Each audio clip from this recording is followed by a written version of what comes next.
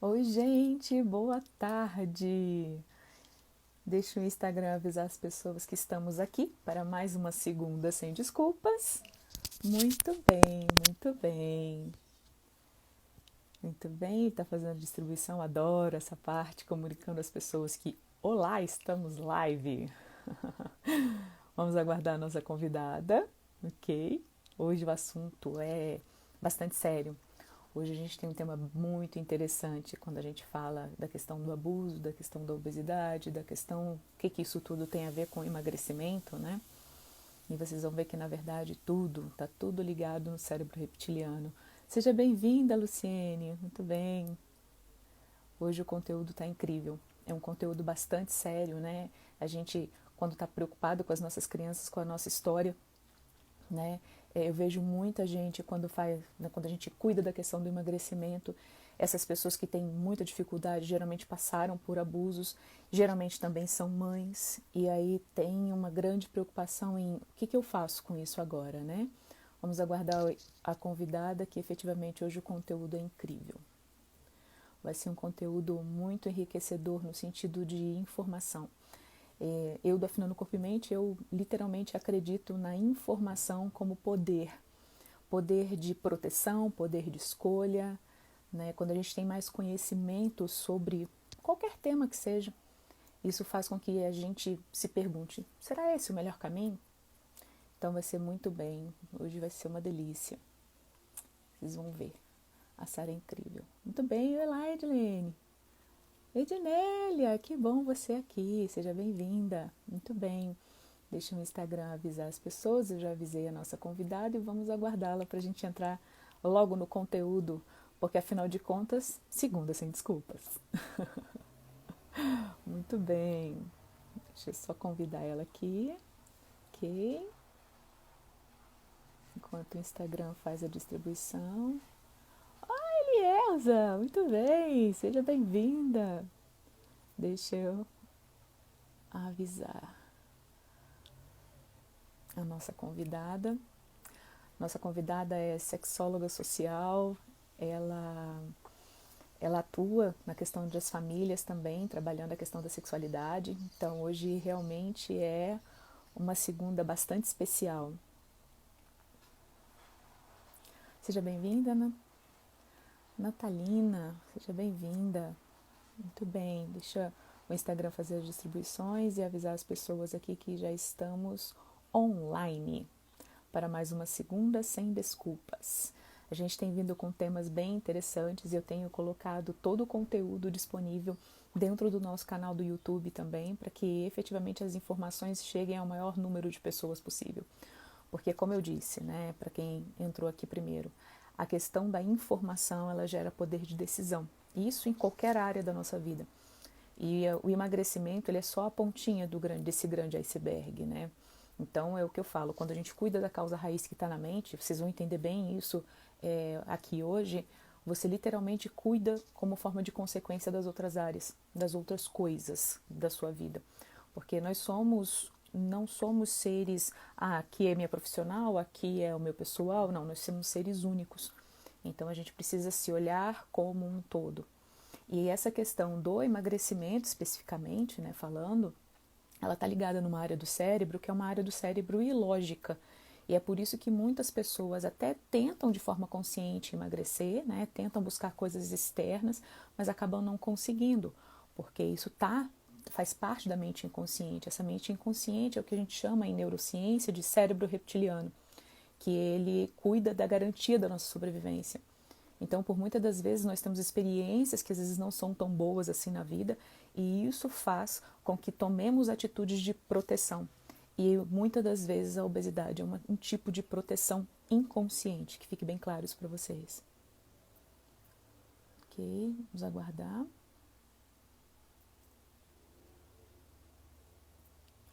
Muito bem. Nossa convidada está chegando, já me avisou aqui. Então, hoje, literalmente, para quem está passando por aqui que ainda não me conhece, eu sou a idealizadora do programa Afinando Corpo e Mente. E a gente trabalha a questão do emagrecimento não como uma com uma coisa de fora, né? Como uma coisa de escolha. A gente trabalha a forma, literalmente, a causa raiz. É o que leva aquele indivíduo a fazer o que ele faz, mesmo quando ele não quer fazer. Porque ninguém quer comer em excesso, ninguém quer sofrer de compulsão, ninguém quer, né, passar por esse tipo de situação, mas acaba passando. Então, é literalmente isso que a gente trabalha, né? Essa questão do inconsciente, né? Da parte do cérebro que me move a fazer coisas que eu não gostaria de fazer, mas acabo fazendo. E isso gera muita culpa, muita dor nas pessoas, sabe? Gera literalmente aquela, que delícia, Cris está aqui, nossa, finalmente leve. Seja muito bem-vinda, muito bem-vinda. Que prazer, direto de Portugal. Muito bem, que delícia. Então, deixa eu só aguardar a Sara chegar. Então, como eu estava falando com... beijinhos para você também. Muito bom ter você aqui. Então, literalmente, o que acontece, né, com essas pessoas, né? Se a mente inconsciente que está gerindo a questão do meu emagrecimento, como eu faço para mudá-la, né? Já que ela é inconsciente. Pois, olha lá, que delícia, muito bem. Então, assim, é literalmente o que eu faço para mudar? Eu preciso trabalhar essa mente inconsciente a meu favor, porque aquele é só um sistema de proteção que ela acaba, né, fazendo com que eu tome aquele determinado comportamento que eu não gostaria. E como eu falei, né, aqui, por exemplo, tem várias pessoas aqui, Jeane, seja bem-vinda, que são mães, inclusive. E querem trabalhar, querem perder peso, querem se encontrar como mulher e muitas das vezes se sentem completamente perdidas nessa questão do emagrecimento, porque buscam soluções externas para resolver, infelizmente, um problema que é interno. E aí o que acontece com essa história de buscar coisas externas para resolver um problema que é interno? Eu não dou conta, porque entendam assim, se vocês dessa live levarem essa informação, eu já fico bastante feliz. Não dá para pautar nada do que eu faço como sonho, como concretizar algo, só com força de vontade. Ou, é só mudar o comportamento. Não funciona assim. Para mudar um comportamento, existem algumas engrenagens que eu preciso mudar antes. E essas engrenagens que eu preciso mudar antes, partes delas são inconscientes. São coisas que me movem a fazer coisas que eu não gostaria de fazer, mas acabo fazendo. E aí me conta um monte de histórias, né, por causa disso. Deixa eu ver. Oh, Dayana, que delícia ter você aqui. Seja muito bem-vinda a mais uma segunda sem desculpas. Estamos aguardando a nossa convidada que estava com problema de conexão, mas já resolveu e já está chegando. Muito bem. Então, como eu estava falando, né, enquanto a Sara não chega, muitas aqui são mães e tiveram uma história do passado quando a gente fala de uma descoberta torta da sexualidade, né? Não era a preocupação que a gente tem hoje, no passado ela não era bem assim, não tinha tanta clareza, não tinha tanta informação aí de como prevenir, né? Como é que eu faço para prevenir? Passou por um abuso sexual, como é que eu lido com aquilo? Né? Como é que eu ensino um filho ou uma filha, que partes podem ser tocadas, que partes que não podem ser tocadas? E como eu abordo esse assunto? E aí é por isso, né, por uma questão de muitas mães que fazem parte da Afinando Corpo e Mente, que fazem parte do meu programa, que eu decidi chamar uma especialista, que é a Sara. Então, a Sara, ela atua com a parte de família já há muitos anos, nem me lembro exatamente quantos anos, vou deixar isso para ela se apresentar. E, efetivamente, ela cuida dessa... Ok, muito bem. Então, ela cuida dessa questão, dessa parte, né, dessa sexualidade que vem distorcida para essa pessoa. Se vem distorcida, ela ensina de forma distorcida, né? Então, ou é um assunto que já estou no Insta já. Uai, cadê ela? Finalmente, não estou vendo sua live. Uai. Deixa eu ver se eu consigo chamar a Sara. Estou aguardando. Espera aí, o ao vivo tem disso. Muito bem. Deixa eu ver a Sara. Uai, cadê a Sara? Sara, cadê você? Muito bem, cadê você, Sara? Ai, o que tá rolando? Tcharam, tcharam, final.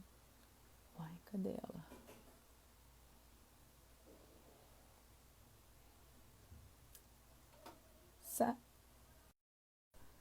O que está rolando aqui no Instagram?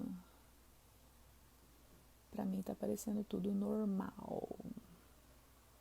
Copiar, deixa eu... Vamos ver se agora vai. Ao vivo é isso? Deixa eu ver aqui. Aqui, visualizar. Pronto. Transmitir. Muito bem. Família e sexualidade. Tá conectando.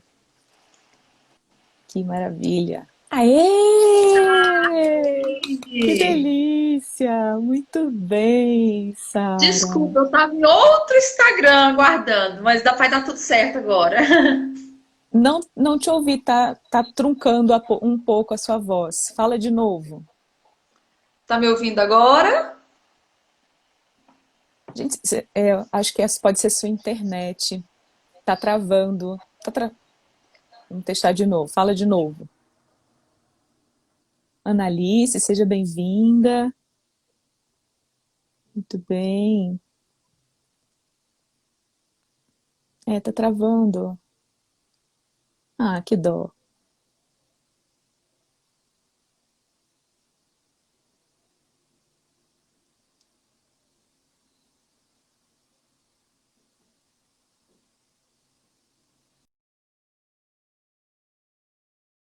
Oi, oi, oi. Ela caiu. Vamos ver se ela consegue uma outra forma de conexão, tá, gente? Mas não se preocupem, depois eu edito o conteúdo e disponibilizo para vocês também.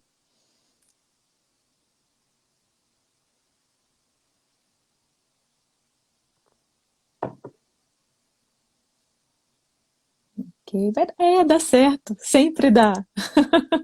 Analisa, é impressionante. E ao vivo é isso mesmo, faz parte e tá tudo certo.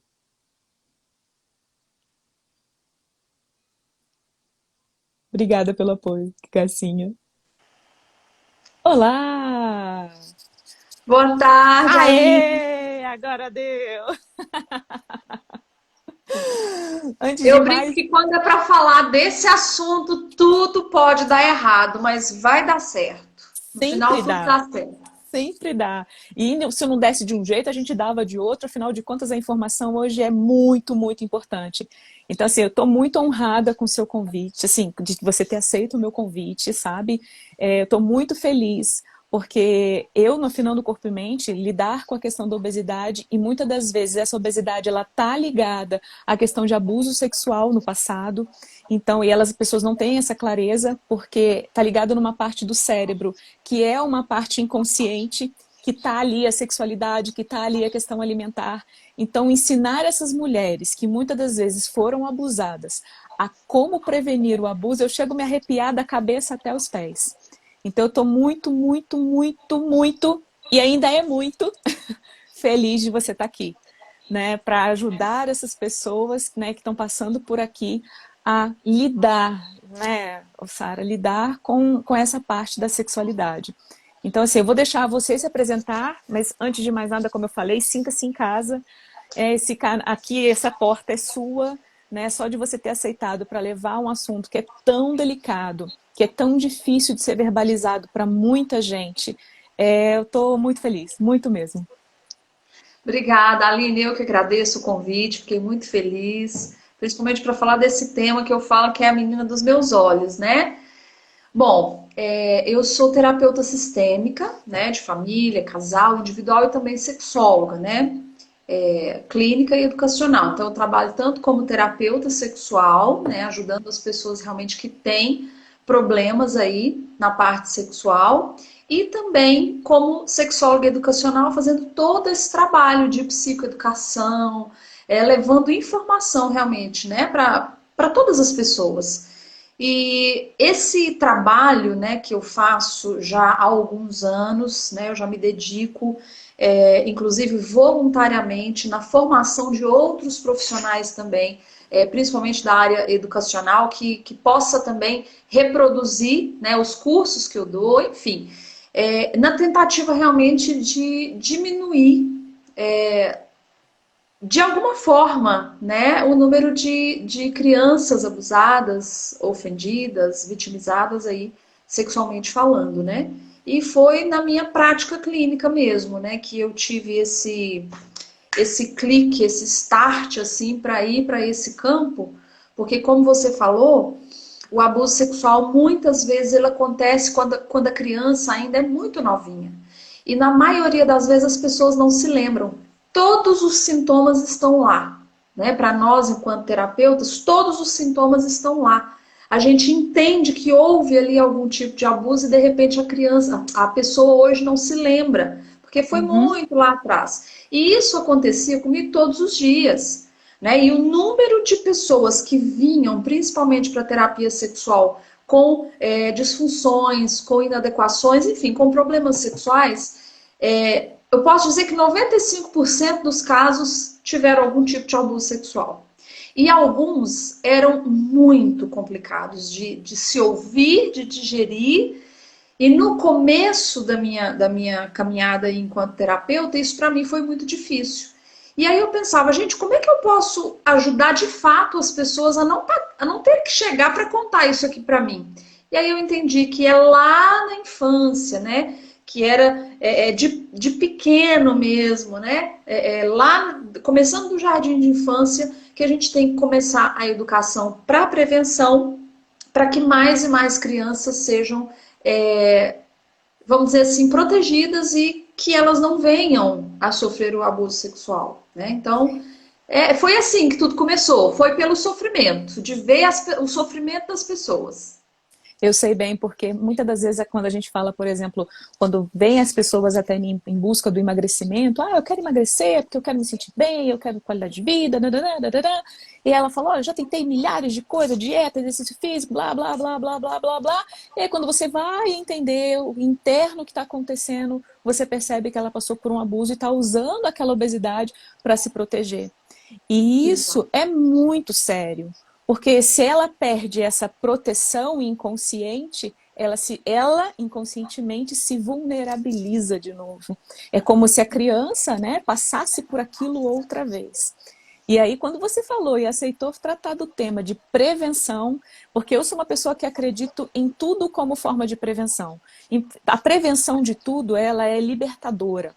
A prevenção, por exemplo, uma pessoa que passa por obesidade e que ainda não tem nenhuma comorbidade instalada, né? Ela começa a se cuidar, ela começa a ver, fala, eu não preciso passar por aquilo. A questão de quando vem até mim e fala, não, mas a minha família toda passou por diabetes, por exemplo. Aí cuida, não preciso passar por aquilo. Então, quando falo de prevenção, de um assunto que é tão profundo, que é tão delicado, para um monte de gente, eu estou muito feliz de você estar aqui. E eu vou te dar a voz. Fique à vontade. Uma coisa que você falou realmente assim, quando a gente fala das consequências do abuso sexual, nós estamos falando de consequências físicas, emocionais, sociais, né? Porque a Uhum. gente tem aquela questão do estigma, né, que ainda fica de pessoas que passaram por essa situação, principalmente quando elas contam. A gente vê aí, né, tantos famosos que têm, graças a Deus, trazido esse assunto. Uma leva muito forte agora tem acontecido nos Estados Unidos também, né? Muitos famosos trazendo isso à tona aqui no Brasil também. E essas pessoas, infelizmente, elas ainda passam por muito julgamento, né? Das pessoas. E é tão interessante porque lá na infância, a criancinha, muitas vezes, ela já não teve condições de contar por medo realmente de que a família não iria acreditar, de que ia apanhar, né? E isso acontece. Então, uma das coisas mais complicadas do abuso não é só, né? Vamos falar de violência, tá? O Uhum. termo correto é violência sexual. Então, quando a gente fala de violência sexual, a criança muitas vezes passou já por uma situação muito complicada e ela é revitimizada, ou seja, ela sofre novamente quando ela conta para a família e a família fala que ela está mentindo. Você tem certeza que isso aconteceu? Você está louca? Né? Às vezes a filha que conta que o pai está fazendo, a mãe se volta contra a criança, as duas rivalizam, a mãe vira rival da filha. Então, assim, tantas coisas, tantas consequências. E dentre essas consequências, além das emocionais, toda a confusão na identidade, na estrutura emocional da pessoa, também a social, como eu já disse, a comportamental e também as físicas. Né? Nós temos aí várias infecções sexuais, a própria gravidez, enfim. Mas a gente tem essa questão aí que você trouxe também, que é muito comum hoje no nosso dia a dia, né? Que são pessoas com distúrbios alimentares. Então, assim, grande parte das pessoas com distúrbios alimentares, elas passaram por algum tipo de abuso, né? Algum tipo de violência. Então, assim, quando a gente fala de violência sexual ou de abuso sexual, as pessoas acham que é uma agressão física, ou estupro, ou quando há penetração. Não, o abuso sexual ele também pode ser psicológico, né? O simples fato do casal fazer sexo com a criança dormindo no quarto, achando que a criança está dormindo, facilitar o acesso à pornografia, né? Então tem pais, por exemplo, que têm pornografia no celular, no computador, no tablet, ou até mesmo numa revista, num quarto, e a criança tem acesso. Isso é abuso sexual. Então tudo que desperta antes da hora, antes do tempo em que a criança estaria cognitivamente preparada para assimilar tudo, é abuso sexual. Então nós temos abuso sexual físico e psicológico. Então a gente vê dos abusos da violência emocional que acontece também com a criança e com o adolescente também, a consequência aí dos distúrbios alimentares é grande. E é como você falou, a pessoa se esconde, né?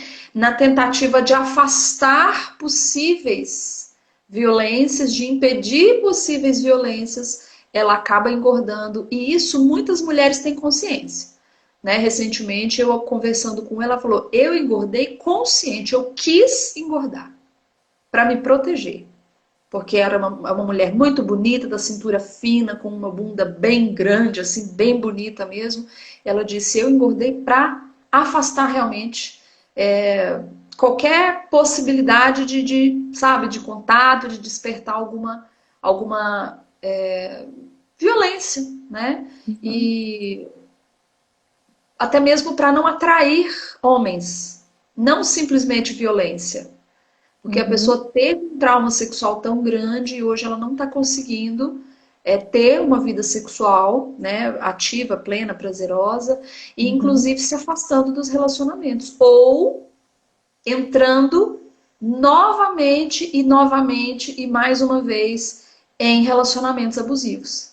Então a gente vê que a criança abusada ela pode crescer e entrar num ciclo de abusos contínuos. Então ela pode ser abusada em várias áreas da vida dela, inclusive nos relacionamentos também, né? Mulheres que buscam relacionamentos abusivos para reafirmar aquele abuso que aconteceu. Isso são processos inconscientes, né? Que a pessoa precisa buscar ajuda, né?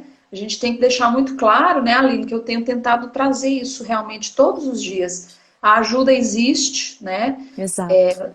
Tanto para terapia sexual quanto para psicoterapia, existe ajuda, né? E as pessoas têm que buscar. Precisamos romper o silêncio, né? A cura Exa começa pela fala. exatamente. Nossa, é isso. A cura começa com a fala. Exatamente isso que eu também acredito. Porque você olha para aquele trauma, né, Sara, e cuida daquele trauma, daquela criança que foi abusada. E não Exato. continua repetindo de forma inconsciente aquilo na sua vida adulta. Acaba se permitindo ser abusada, né? Em função de uma história do passado. E essas mães, Sara, que foram abusadas, que têm filhos hoje, têm uma grande preocupação em como eu protejo o meu filho. Porque eu ouço muito isso. Como eu protejo? Ok, sei o que aconteceu comigo, já entendi, estou trabalhando isso em mim. Mas o que eu faço com meu filho? A gente tem assim, o ciclo, primeiro quero falar do ciclo do abuso, né, do ciclo da violência. A gente usa esse nome abuso sexual porque é o que todo mundo entende, né? Porque quando a gente fala violência sexual, acha que é só agressão física, mas não. Com crianças e adolescentes, o nome é a violência mesmo. Então, muitas mulheres que sofreram, né, que passaram por essa situação de abuso, principalmente as mulheres, os homens também, mas mais as mulheres, elas têm dificuldade de proteger os filhos. Seja pela negação, né, de que aquilo é algo tão pela dor mesmo, a pessoa não consegue abordar aquele tema com os filhos, ou não sabe, não tem informação, ou também por achar que não vai acontecer, né? Então a gente vê essa negação em quase todas as famílias, né? Que acha que a criança vai passar por uma situação de violência com alguém estranho, com alguém que a criança que vai ser muito má para a criança, e isso não é verdade. Então quero começar falando que 90 a 95% dos casos da violência sexual acontece dentro de casa, né? Os maiores vitimizadores, abusadores são pais, avós, irmãos, né? Aliás, pais e padrastos, né? Por conta aí da troca de parceiros, os avós, os irmãos, ali as pessoas do contexto da criança. Depois é que a gente vai passar para estranhos e pessoas que não têm acesso à criança. Então, a primeira coisa é nunca achar que não pode acontecer. Né? Então a gente tem que parar com essa ideia de que não vai acontecer, né? Tomara que não aconteça, mas para isso a gente tem que agir. Então, quando a gente fala de como proteger, a primeira coisa tem que ter uma ponte de diálogo em casa. Sara? Porque se eu... Oi? Voltou, agora voltou. Quando a Voltou? gente fala O que eu tava falando? Agora eu me perdi. do ciclo do abuso e quando a gente fala, estava exatamente nessa fala, na hora que eu estava aqui na expectativa, travou. Mas você estava Meu falando do ciclo do Deus. abuso, que vem primeiro a questão das pessoas mais próximas, dos pais, padrastos, avós, e aí você ia Isso. entrar num outro assunto. Isso, então assim, quando a gente traz que o segredo que a criança guarda é o maior trunfo do abusador, a gente tem que entender que se a criança não tem espaço, o adolescente não tem espaço de diálogo com os pais, a criança nunca vai trazer uma situação de violência que ela está vivendo, né? Então a primeira coisa é investir num diálogo saudável. Como é que a família reage quando a criança faz alguma coisa de errado? Será que é batendo, é com agressão, é com severidade? Porque se a criança ela está condicionada a ser severamente punida ou criticada, quando ela traz uma coisa simples, por exemplo, ai, quebrei um copo, sei lá. E aí Uhum. ela é extremamente punida. Imagina algo que está acontecendo com ela, o abusador pede segredo, fala que vai matar o pai, a mãe, o bichinho de estimação, ou que é ela que é culpada, né? Tá vendo? Olha o que você me faz fazer, olha o tanto que Você vai você é uma apanhar. criança má. Você vai apanhar, vai acontecer isso eu vou contar para sua mãe que você é que está fazendo isso comigo. Então a criança, ela já tem certeza que ela está errada. Né? Então, isso mexe muito com a cabeça da criança. Então, tem que conversar com a criança e trazer para ela essas possibilidades. Olha, explicar sobre segredo, explicar sobre ameaça, falar para a criança que qualquer coisa pode contar, tem que ter essa ponte de diálogo, né? A gente tem que trabalhar também muito a autoestima da criança, porque as pessoas acham que prevenção do abuso sexual é conversar sobre sexo, né? Mas a criança mais vulnerável é aquela que tem uma autoestima baixa, aquela que não tem tempo de qualidade com os pais. Eu falo que o abusador tá doido para dar pro seu filho a atenção que você não dá. É verdade. Isso é muito forte, É né? verdade. Então, nesse mundo corrido, gente, gasta tempo com os filhos, ama esses filhos, entenda qual que é a linguagem de amor dele e fala essa linguagem com ele para ele se sentir amado e abre essa ponte. Agora, falando de coisas práticas, nós precisamos, primeiramente, como é que a gente reage também a perguntas sobre sexo? Né? Às vezes a criança ouviu alguma coisa, quer saber, aí faz uma pergunta e o pai e a mãe faz aquele escarcéu. Menina, eu vou te bater, não sei o quê. Às vezes a criança está sondando, querendo uma oportunidade para falar sobre alguma coisa, né? Mãe, o que é sexo? Menino, onde que você ouviu isso? Eu vou te bater. Às vezes a criança está buscando ali, né, dentro da limitação dos recursos dela, falar, né, expressar de alguma forma. A gente tem que ficar muito atento aos sinais de qualquer mudança de comportamento. A criança que de repente não tem vontade de ir, de abraçar, de beijar, de dar bênção, de pedir a bênção, ou de ir para a casa de alguém, a gente tem que buscar entender por quê, né? Uhum. Por que que você não está gostando mais? Não tem problema você não querer ir, né? Então, outra coisa importante, a família ensinar a criança a dizer não. A criança tem que querer sim. De repente você também cresceu ouvindo isso, né, Aline? Igual eu, criança tem que ter, Exatamente. Não tem né? querer, tem que Criança fazer. Eu não tô tem que ter. mandando, eu tô mandando, eu sou sua mãe, eu sou seu pai, você tem que fazer. E aí, às vezes, a criança, por qualquer motivo, não é só a criança que está sendo vítima de violência sexual, por qualquer motivo, aquela criança não quer ir com o vovô, não quer abraçar o tio, não quer dar um Uhum. beijo naquele amigo da família. Tem que respeitar. Será que é porque a criança está sofrendo abuso sexual? Não. Mas também não posso falar que não, né? Então a gente vai abrir espaço para a criança se expressar. Então, E é, ensina a criança a falar e é não. legal você falar isso, sabe, Sara? Porque eu tenho uma filha de 1 ano e 9 meses. E a Helena, ela tem gente que ela vai numa boa e tem gente que ela não vai. E é uma das coisas que a gente trabalha aqui em casa. Ela não quer, eu falo exatamente assim, conquista ela. Não sou eu que tenho Aham. que querer o colo, não sou eu que tenho que querer o afago, não sou eu que tenho que querer o carinho. É ela que tem que querer o seu carinho, o seu afago. E é assim, conquista ela. Ela é uma criança. Meia dúzia de brincadeiras de montar, você vira o deus dessa criança. E isso que você falou, a família está muito preocupada com a reputação, né? Então, aí, quando a criança não quer abraçar ou não quer sentar no colo, aí a mãe vira e fala: essa menina é bicho do mato. Hoje ela tá com a pá virada.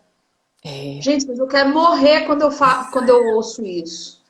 A única coisa, essa frase que você falou, vou incluir ela no meu repertório, conquista a criança. Ou, de alguma forma, fala, hoje ela não tá afim. E pronto, gente, segue a vida. Hoje ela não tá afim. Se eu que sou adulta, tem dia que eu não tô afim, não quero cumprimentar alguém, não quero Sim. abraçar, não quero nem ver. Aí você faz por educação. Aí os pais, quando a criança não quer abraçar, não quer beijar, fala assim, menina mal educada.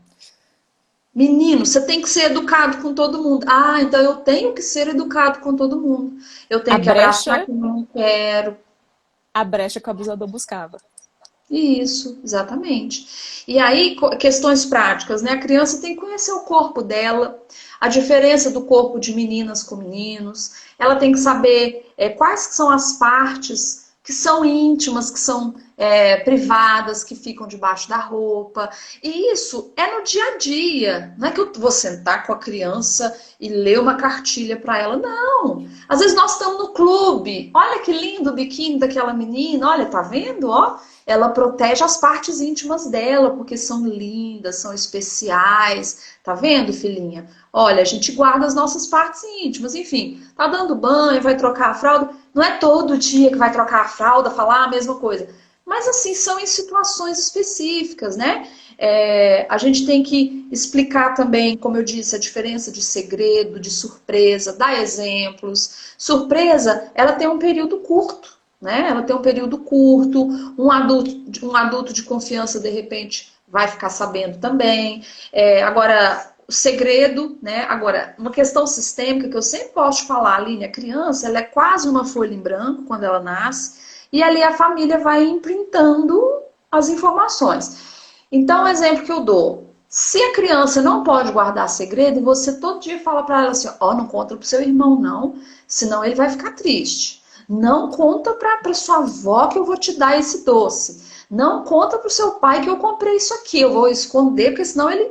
Aí a Ele criança briga. então eu tenho que guardar segredo, porque senão alguém vai se machucar, alguém vai ficar triste, alguém vai sofrer. Então, o abusador fala: se você contar para sua mãe, eu vou matar ela. A criança já foi treinada, né? Ela sabe que a mãe dela não gosta que conta segredo. Né? Então, olha o tanto que isso é Exatamente. sutil. Isso é educação em sexualidade para prevenção. Educação sexual ou educação em sexualidade, em muitos livros, ela vem como educação para a vida. Educar uma criança para a vida é proteger. Né? Então, ensinar, por exemplo, a criança a identificar a sensação de perigo. Olha uma coisa que normalmente a gente não gosta que a criança faça: chorar. A gente não gosta que criança chora. Para de chorar, menina. Manteiga derretida. Ai, credo, tudo você chora. Gente, o choro, às vezes, é a forma que a criança tem. Não só de autocura emocional, mas também de pedir socorro. Sim. Então, a gente tem que validar as emoções da criança, né? Porque se a criança não pode sentir raiva. Credo, menino. Tudo você fica nervoso, não sei o quê. Enfim, Você não ama, né? Coloca como isso, a se fosse gente uma coisa fica criticando. antagônica, né? E isso a gente critica as emoções da criança. Mas nós temos que ajudar a criança a identificar o perigo, principalmente as mais novinhas, pelas emoções. Então, toda situação que a criança der vontade de chorar, sentir medo, o coraçãozinho bater acelerado, dá vontade de correr, dá, né, como eu disse, fica triste, dá vontade de chorar. Isso a gente tem que usar para ensinar a criança. Filha, eu sei que você tá triste, né? Não tem problema, pode chorar e sempre que você precisar, pode contar com a mamãe ou com o papai ou com quem quer que seja, né? Sempre ensinar também a linha criança a contar para um professor. Porque o abusador 95% das vezes está dentro de casa. Né? Então, eu sempre reforço, é pai, mãe ou alguém de confiança da família e o professor da escola. Sempre ensinar a criança a buscar um professor da escola também, tá? E os toques, né? Quais são os toques que são legais, os toques que não são legais. E nem sempre são toques ruins, né? Porque o abuso sexual, a criança está no desenvolvimento da sexualidade. Então é muito Exato. comum quando não há uma violência física muito grande, quando não há uma dor muito grande, existem estímulos prazerosos, né? Então a confusão emocional que isso causa também na cabecinha da criança, porque ela sabe que é ruim, mas está gostoso. Ela sabe que não pode, que está errado, ela está sentindo que tem alguma coisa errada, mas de certa forma o corpinho dela está gostando daquela sensação. Então ela cresce também com toda essa confusão, se sentindo feia, se sentindo suja, né? Porque ela sabe de repente que o pai fez isso com ela, que era errado, mas ela teve sensações prazerosas também, né? Então não é só ajudar a criança a identificar coisas ruins, não. Todo carinho que for feito nas partes íntimas é o quê? Boca, peito, pênis e vulva. Quando são crianças muito pequenininhas, não tem. Eu, particularmente, não vejo problema de falar pipi e pepeca, mas os nomes corretos é pênis e vulva, e são lindos esses nomes, a criança também tem que saber, né? Bumbum também, né? Então, assim, esses órgãos, a boca também é um órgão privado, por isso que a gente não incentiva o beijo na boca de adultos. Nem pai, nem mãe, nem ninguém. Em boca de criança não se beija, ponto final. Exato. E a Exato. nossa dificuldade, né, de ajudar os pais a entender isso. Mas, enfim, ajudar a criança a entender quais são as partes privadas, né? E, enfim, são coisas do dia a dia, né? Mas eu acredito que a gente fazendo isso, ensinar atitudes, né? Não é falar assim, ó, quando alguém de fora ou quando um estranho, tem que ensinar também sobre os estranhos, não aceitar balas, não aceitar presentes de ninguém, tem que contar, tá. Mas a gente tem que focar nas atitudes inapropriadas, não é na pessoa, porque é qualquer um que pode fazer. Exato. Né? Então, ninguém brinca com as suas partes íntimas. Toda brincadeira boa, ela pode ser feita em público. Por que ela tem que ser feita em segredo? Né? Então, assim, tem que ser feita em público. O professor, alguém, um adulto de confiança ou o professor da escola pode saber, né? Então, assim, Uhum. essas questões e outras, para finalizar essa questão da proteção, nós estamos aí também na quarentena que está aumentando em cento e alguma coisa por cento a mais os casos de violência sexual contra criança e adolescente, né? Agora nessa época de Deus. quarentena. Porque se 90%, 95% dos casos está em casa, as crianças agora estão em casa, né? Verdade. E o abuso, né, a violência sexual acontece muito pela internet. Então a gente precisa ter cautela quanto tecnologia, redes sociais, né? os pais, eles dão o celular para a criança e não instrui, não ensina a usar, não tem um tempo determinado, né? Deixa a criança no quarto sozinha, né? Com o celular, com o tablet. Tá em E é casa, um né? A mundo. falsa segurança, né, Isso. Sara? Ah, tá em casa. Isso, tá em casa? Não, tá no joguinho. Gente, quando eu era criança, eu tinha uma curiosidade sobre tudo dessas questões que é normal para todas as pessoas. Só que aí a gente tem filho, a gente acha que a nossa criança de 7, 8 anos de idade não tá com dúvida também não, sabe? Sobre o que é sexo, sobre o que enfim, pênis, vagina, o corpo. E aí ganha o celular e o pai, Uhum. mas a mãe tem a triste ilusão de achar que a criança não está acessando isso. E aí eu gosto de dar uma tarefa para os pais que é o seguinte: pega lá no Google e digita só uma palavrinha, digita sexo. E aperta o botãozinho do Enter. Já pensou se essas crianças, por exemplo, clicam em imagens? Gente, eu com 7 anos de idade, se eu tivesse um celular na mão, eu nem sei o que eu teria tido acesso. Porque eu era curiosa, como toda criança no processo de desenvolvimento, né? Então, os pais precisam ter mais cautela, né, com relação à tecnologia. Agora, tem que ser supervisionado, tem que ter um adulto, né, ali por perto, e tem que conversar com a criança, tem que instruir. Tantos filmes que falam também sobre essas questões, que a própria família pode assistir com a criança, conversar depois, os professores também, né? E uma coisa que é muito importante falar, a privacidade da criança e do adolescente, ela ainda é limitada e sujeita à supervisão dos pais. Porque a criança vai chantagear. Vai falar, é porque Uhum. eu não tenho privacidade. Gente, quem é a autoridade na casa? Cadê a hierarquia familiar? Né? Exato. É muito melhor você ter o seu filho ali que vai fazer o bico, vai ficar emburrado com você alguns dias, do que ele, por exemplo, ser aliciado, né, pela internet. Gente, e as crianças são muito espertas, elas dão nó em goteira, Sim, né? Então, assim, a sim. gente tem que se importar. É porque, na verdade, Aline, como eu disse, as famílias negam de que isso vai acontecer, e aí, porque negam, não protegem, né? E, Exatamente. infelizmente. E você trouxe uma palavrinha que eu falo muito aqui em casa e uso muito com a minha filha. Curiosidade. Gente, eles estão descobrindo o mundo. Não é só o cor, é tudo. Você imagina, a minha filha pegou, foi que fruta que a gente, eu nunca tinha me tocado, que ela não tinha experimentado. A gente pegou uma mexerica e foi descascar a mexerica para ela. Aquilo para ela era um negócio assim tão sobrenatural. Agora você imagina se a gente não literalmente dialoga, não tá junto e para falar de sexualidade e permite que um estranho, que uma pessoa qualquer starte a sexualidade nos nossos filhos. Ela vai desenvolver uma disfunção para a vida. Porque se a gente conhece algo, isso aqui é uma caneca marrom, nananã, e isso é tomado como verdade para mim, se qualquer outra pessoa falar, não, essa caneca é laranja, eu falar, não, me falaram que ela é marrom, eu sei que ela é marrom, eu sei que ela serve para pochar, eu sei que, entende? Então as pessoas precisam ter essa noção quando a gente fala de sexualidade.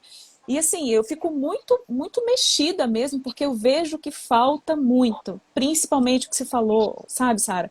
Diálogo, diálogo, sabe? E não é assim, um estranho, não. E eu amei o que você trouxe no sentido de são suas partes íntimas. E a criança precisa conhecer o corpo, precisa saber as partes íntimas, e ela também não pode tocar nas partes íntimas de outra pessoa. Né? Agora, como que ela vai saber isso se a família não explica para ela isso? Né? Então, é totalmente compreensível também, porque nós também não tivemos educação para sexualidade. Sim, Né? Nossos pais não tiveram, os avós não tiveram. Então, por isso que agora é tão importante a gente falar sobre isso, para que as famílias possam ir se alertando e a gente começar a mudar a realidade. Né? Então, assim, outra questão aí sistêmica que é muito importante é a erotização precoce das crianças. Em muitas famílias, por exemplo, piadas sujas sobre sexo, ficar falando o tempo todo. O próprio, a nossa cultura já que sexualiza o menino desde cedo, né? Ah, esse é o garanhão, esse vai pegar Exato. todas. Com 10 anos de idade já tá levando para pro prostíbulo, para o menino já ter a primeira relação sexual dele, né? As músicas, né? Então, as nossas músicas hoje, né? Não é desmerecendo nenhum estilo, mas assim, nós temos assim o funk pesadão, que hoje está terrível, né? E as crianças estão cantando, estão dançando, os pais estão ouvindo junto com as crianças. Então, Ah, porque isso é tudo está engraçadinho. enlatado, É né? criança, é engraçadinho rebolar a bunda até o chão. É divertido. Depois a gente resolve isso. Sabe? Você trouxe uma coisa, uma fala que eu me vi nessa fala. Você falou assim, não deixar nem a criança tocar nas partes íntimas e ensinar. Como eu falei, a minha filha tem 1 ano e 9 só. E a gente toma banho juntas. E ela fala, peteta. Aí eu falo, essa aqui é da mamãe. Essa aqui é a Isso. sua. Então, assim, é o que você falou, né? Da simplicidade do manejo da coisa. Não é sentar com uma criança e dar uma aula, né, sexual, né, para ela. É literalmente essa coisa do diálogo, da abertura do dia a dia. Que No lindo. dia a dia. Porque senão também vai traumatizar a criança, né?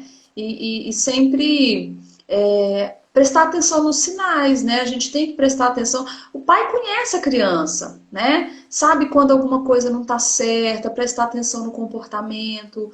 Voltou da casa de alguém, oi, que legal, de que vocês brincaram? Quero brincar também, né? A gente tem várias questões aí do dia a dia.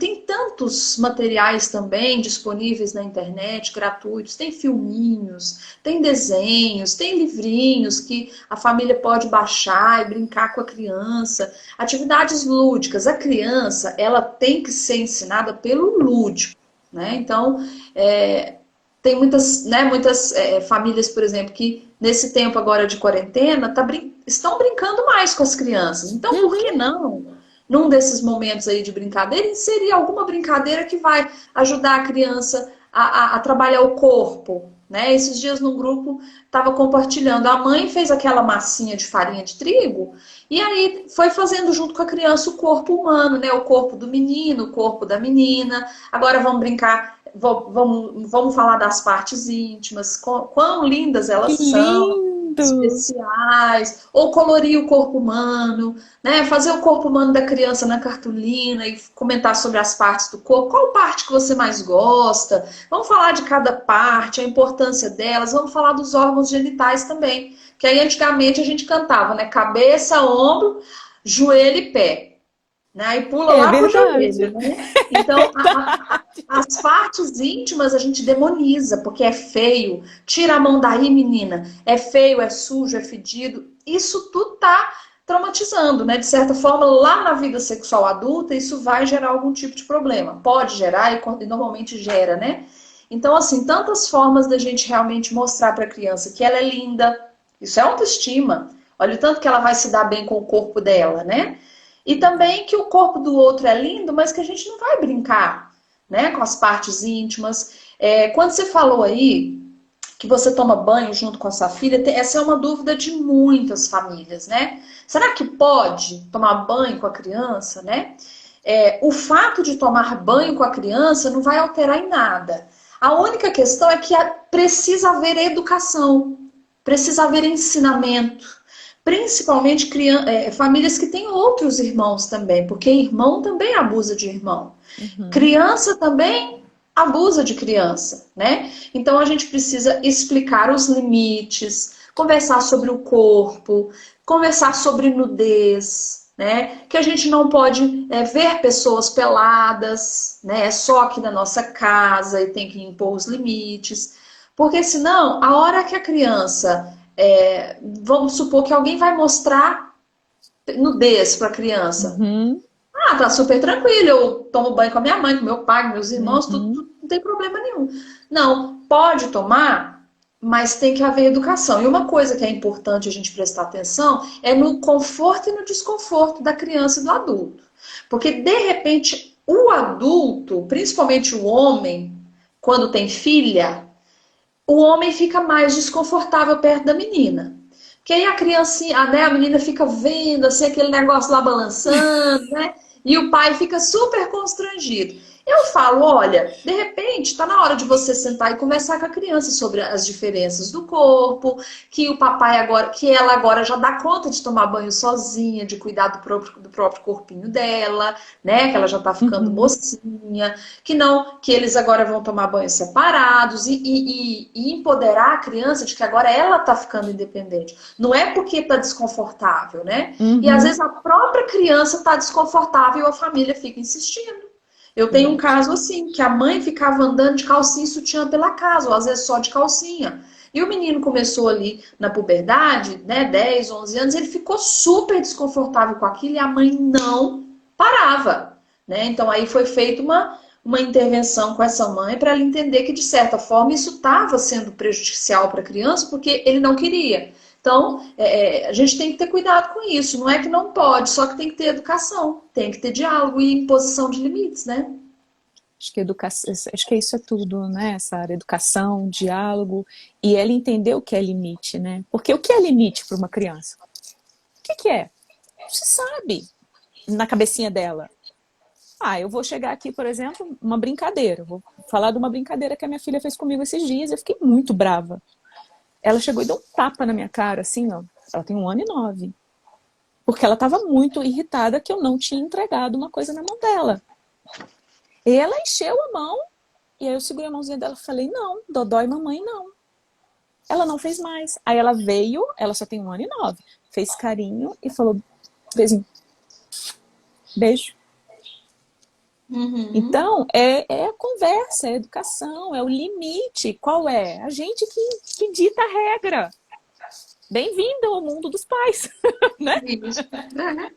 E como 95% dos abusos acontecem em casa, é a família que vai mudar essa realidade, né? Se o problema está dentro de casa, a solução também está na família, está dentro de casa, né? E aí, quando você fala, por exemplo, da questão dos limites da educação, a gente entra nas questões da hierarquia, né? Os pais querem que os filhos gostem deles, né? Não que os filhos sejam educados.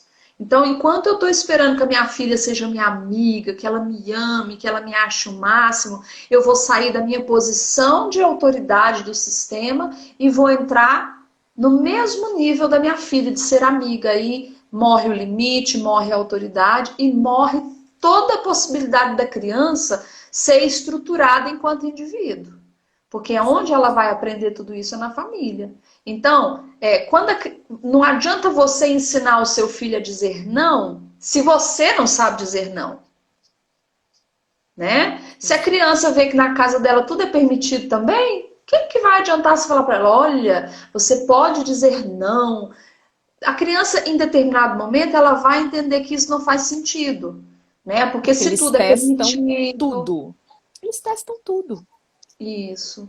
Então, esse limite tem que vir dos pais, né? A criança tem que ter noção de limite. Até aqui eu posso ir, daqui para lá não. A mesma coisa, até aqui as pessoas podem brincar, pode tocar na mão, pode, né, um abraço que eu permita. Agora, daqui para cá também não há possibilidade de ser ultrapassado, né? Então, essa questão de limite é muito importante para a criança ter segurança. Limite dá segurança para a criança. A criança que nasce, cresce sem limite, ela é um prato cheio para o abusador. Ela é frágil, ela é completamente fragilizada. Então é a Verdade. família que pode salvar, viu? É a família que causa o problema e é a família que pode salvar a criança também. E a escola, obviamente, é a maior aliada nisso tudo, né? Sara, eu não sei como te agradecer, trazer um conteúdo tão rico desse, sabe? Eu tô encantada, aprendi um monte de coisas do lado de cá também. Então, assim, eu estou muito encantada com todo o seu trabalho, com o seu projeto. Eu acompanho algumas coisas à distância e por isso eu te fiz o convite. Estou muito feliz de você ter aceitado. Vou dizer isso de novo, e de novo, de novo, de novo. Sabe? De trazer essa liberdade para as pessoas, de trazer esse entendimento de que, ok, o problema é dentro de casa, então como eu resolvo? Como eu previno? O que eu faço? para não ficar completamente perdida, né, num assunto que para muitas é o que você falou, eu prefiro nem tocar no tema. Então, saber que o diálogo é a chave da liberdade, é a chave para Uhum. proteção das crianças, que precisam dos adultos para aprenderem os limites e se aprenderem a se impor. Obrigada, de verdade, de coração. Posso falar da cartilha? Pode, tá aberta. Ó, porque tem essa cartilha que eu criei, né? Abuso sexual, vamos parar esse mal. Uma cartilha simples, de 8 páginas, frente e verso. Aqui, Aline, tem uma base muito boa de proteção. Sabe, tudo isso que eu falei tá aqui na cartilha. Mas assim, desde a cuidados que a criança vai ter com o próprio corpo, na hora da higienização, até a atenção que a gente tem que ter com as crianças, com os primos, com a família, viagens, excursão da escola, da igreja, disso. Então tem tudo aqui, até chegar também a denunciar quando for preciso, né? Como que a gente vai reagir quando uma criança vem falar que está sofrendo algum tipo de violência sexual. Então é baixada gratuitamente, essa aqui é a versão impressa, mas agora a gente tem em PDF, está lá no meu site, Que linda! famíliaesexualidade.com.br. Então, famíliaesexualidade.com.br, assim como o meu Instagram. E no Instagram também tem ali na bio, né? Você pode entrar lá na descrição e já tem o acesso lá à cartilha também, tá? Posso, E posso pode aproveitar falar. só mais uma coisinha? Você falou de como a família reage. Como a família reage? O que ela faz? Então, é muito importante, Aline, assim, a gente ter a noção de que o como eu reajo muitas vezes pode trazer mais problemas para a criança do que a própria violência que ela sofreu. Né? Uhum. Aquilo que eu disse, por exemplo, falar que a criança está mentindo, bater, tem família que além da criança já ter passado pela situação de abuso, ela ainda apanha. Ela ainda apanha, ela vai ser chamada de mentirosa, ou a criança, a família expõe a criança, vira aquele escarcéu. Então, assim, primeira coisa, a gente tem que ter muita cautela. Eu sei que não é fácil ouvir isso, mas a coisa mais importante é a gente entender que eu preciso ouvir o que a criança tem para falar. Outra coisa que acontece que traumatiza muito mais a criança, talvez, principalmente quando é alguém que a criança ama. Às vezes é um pai, às vezes é a mãe. Vamos supor que a mãe fica tão nervosa com o que aconteceu, que ela fala que vai matar, que ela fala que vai fazer e vai acontecer. A criança se fecha a partir dali. Quase que você não consegue tirar mais nenhuma informação da criança. Por quê? Porque a criança pode interpretar que a raiva que você está sentindo foi ela que provocou, né? Uau. Então, assim, é importante acolher e ouvir. A frase essencial é: eu acredito em você. Eu estou aqui agora, a partir de agora você estará protegida. Eu vou proteger você, eu vou cuidar de você. Mostra que você acredita na criança, porque a criança precisa o quê? Fala, eu acredito em você e dá um abraço. Enquanto você abraça a criança, você vai pensando, meu Deus, o que eu vou fazer daqui pra frente? É Mas verdade. enquanto você fala, eu acredito em você e abraça essa criança, enquanto isso você tá ali pensando, quais serão os próximos passos? Mas o primeiro passo é, eu acredito em você, que bom que você está me contando. E a segunda frase, a culpa não é sua. Você não é culpada, que bom que você me contou, agora eu vou te proteger. E aqui tem outras questões que, né, que a família pode falar também, que Que pode, mas lindo. assim, e é muito importante a gente mostrar para a criança que a culpa não foi dela. E eu quero falar isso. Eu tenho falado isso não só para as crianças, adolescentes, mas os adultos. A culpa não foi sua. O adulto sabia o que estava fazendo, a criança não. A criança é vulnerável, principalmente se teve alguma sensação prazerosa. Você